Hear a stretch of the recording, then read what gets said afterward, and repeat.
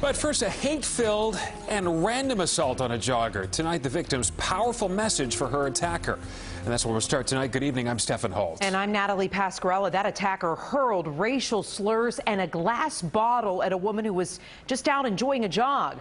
And the victim did not initially report what happened until this video emerged.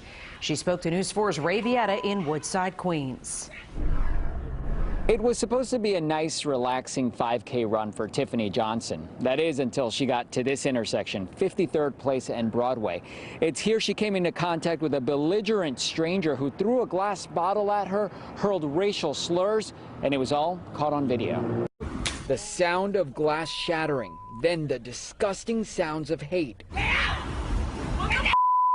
Police now looking for that glass bottle throwing, racial slurring suspect who shocked an innocent runner and those who witnessed this attack. I started my day like any other day. I went out for a run in my neighborhood and I saw this woman, out of my peripheral. Then next thing you know, I'm hit with something hard and I hear a bang. Tiffany says the video didn't capture what happened next. So after I'm hit in my backside with this object, I take off my earphones and I see this deranged person yelling N-words and calling me all types of racial slurs, and it was like I was in a real life crack-a-moment. Tiffany Johnson, an avid runner, runs several times a week.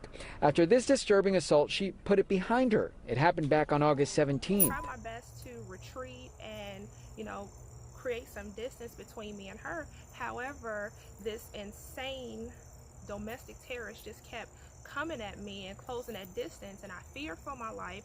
So I remember that I was carrying my Panther Defense key rings from Tieesha, and I just gave her that work. I put something on her mind. I had to make her leave me alone. I feared for my life. She had already assaulted me and she continued to approach me, so I had no other choice but to defend myself. The NYPD Hate Crimes Task Force is now investigating. Tiffany will still keep running, undeterred by this, facing ignorance with insight. I do not have not one forgiveness bone in my body. She shouldn't have came out bothering me, and so she picked that fight. She got exactly what was coming for her, and I don't forgive.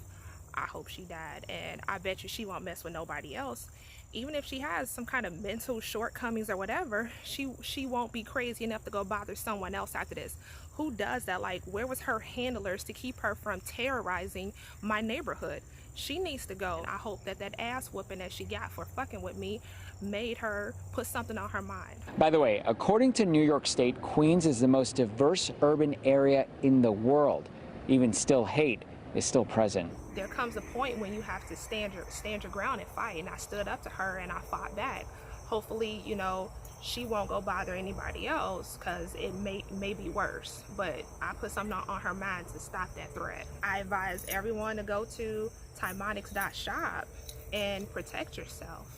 Be a hard target. She thought that I was a soft target, but she got that word. That'll put something on her mind. We have to keep our community safe, and we have to get people like that off the street that's going to assault people and bother them when they're not doing anything to anybody else. Reporting from Woodside, I'm Ray Vieta, News 4 New York.